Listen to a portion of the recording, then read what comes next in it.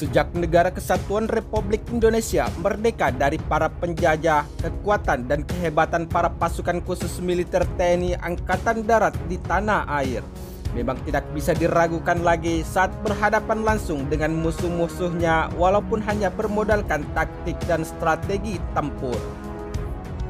Namun, seiring semakin meningkatnya alutsista tempur dan adanya pembagian misi khusus dari para pasukan elit TNI, tentunya tidak hanya Kopassus TNI Angkatan Darat saja yang memiliki jejak tempur yang sangat luar biasa.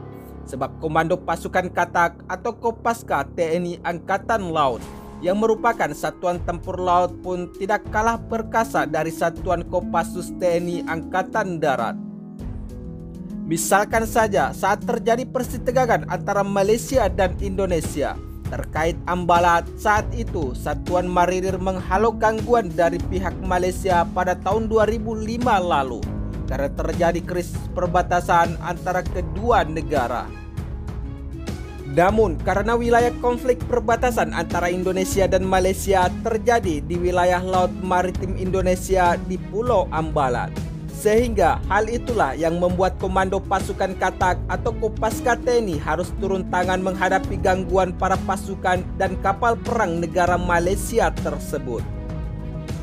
Menurut salah satu sumber media nasional Indonesia dengan mengutip buku Kopaska Spesialis Pertempuran Laut Khusus, Kopaska TNI Angkatan Laut yang dilansir Intisari, saat itu pihak Malaysia berusaha mengganggu pembangunan mercusuar Karang Unarang yang merupakan wilayah kedaulatan Negara Kesatuan Republik Indonesia.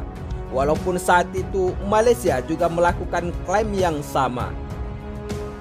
Namun, sejak dilakukannya pembangunan mercusuar di perairan Karang Unarang, pihak Malaysia secara terus-menerus memberikan ancaman terhadap pembangunan tersebut.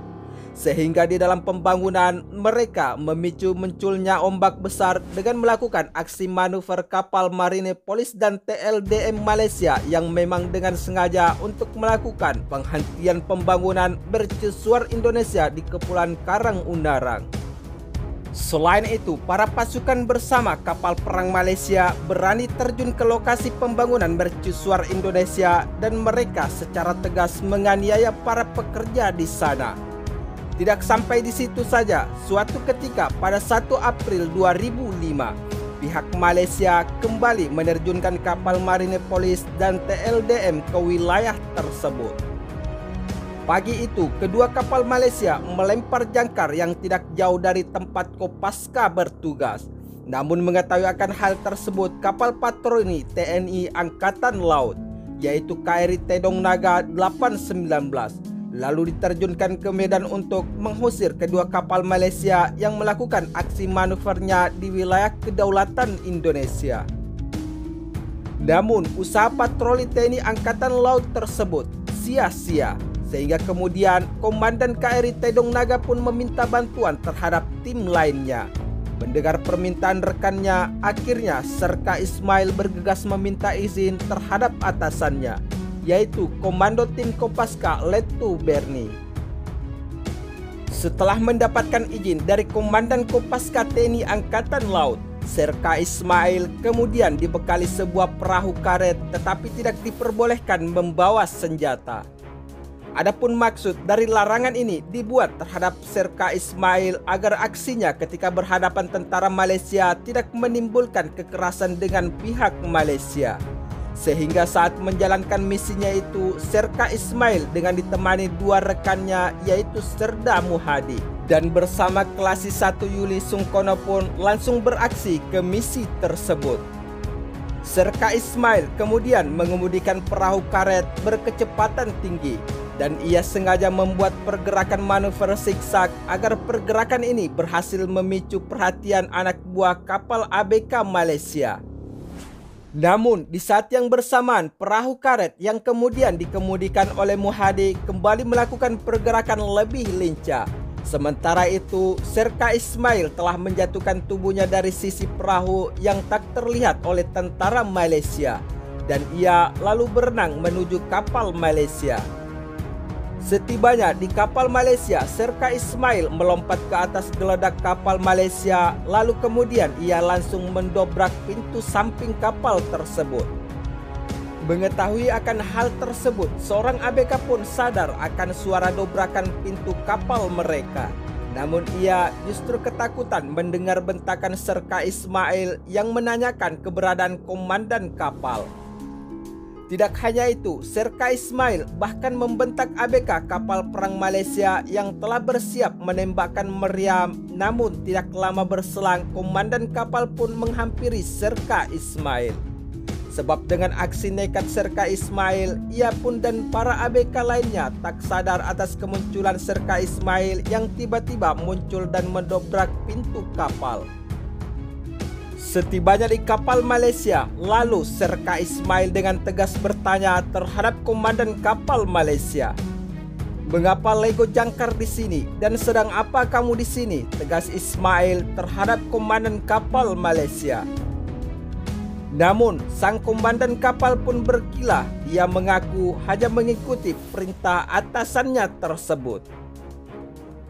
Menanggapi akan pernyataan sang atasan kapal perang Malaysia, Serka Ismail lalu mengatakan, "Baiklah, kalau begitu saya turun dari kapal ini segera pergi dari wilayah ini. Kalau tidak, jangkar akan saya putuskan," bentak Serka Ismail terhadap atasan armada kapal perang Malaysia.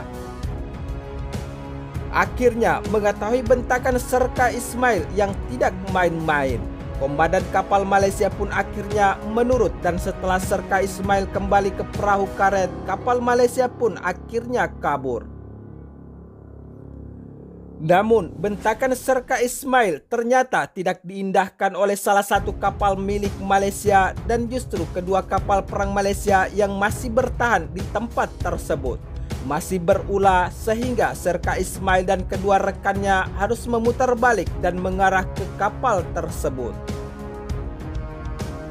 Mengetahui akan kedatangan Serka Ismail bersama rekannya, rupanya para ABK telah bersiap dan berjaga di setiap sudut, bahkan dilengkapi dengan senjata sehingga strategi sebelumnya pun sulit untuk dilakukan lagi. Tetapi personel Kopaska memikirkan cara lain. Lalu Serka Ismail dan rekannya sengaja mendekat ke jangkar kapal Malaysia. Dari sudut ini, Serka Ismail percaya diri mengancam ABK kapal Malaysia sambil menggoyahkan rantai jangkar kapal milik Malaysia.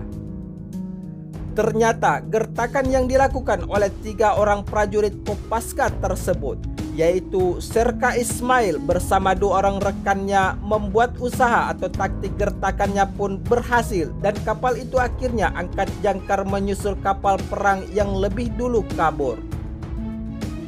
Berkaca dari aksi-aksi heroik para pasukan TNI Indonesia di dalam menjalankan tugasnya memang patut diacungi jempol.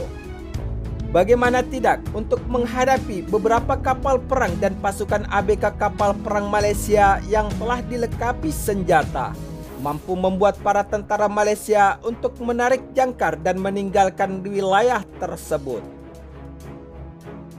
Bahkan saat itu marinir TNI Angkatan Laut, walaupun tanpa dilengkapi senjata, Serka Ismail mampu menaklukkan lawan tanpa adanya pertumpahan darah.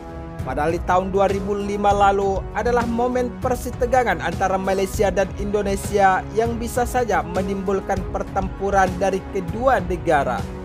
Sebab semua pasukan di wilayah tersebut telah bersiap menghadapi segala kemungkinan yang akan terjadi. Sebenarnya persitegangan antara aksi saling klaim wilayah perbatasan antara Malaysia dengan Indonesia bukan hanya terjadi pada tahun 2005 lalu.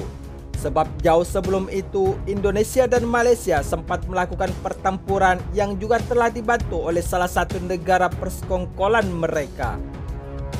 Misalkan saja seperti persitegangan antara Indonesia dan Malaysia saat perebutan wilayah Pulau Kalimantan yang juga telah dibantu oleh beberapa pasukan persekongkolan negara Malaysia, seperti Inggris, Australia, dan Selandia Baru, yang juga ikut turut untuk membela Malaysia dan melawan tentara Indonesia.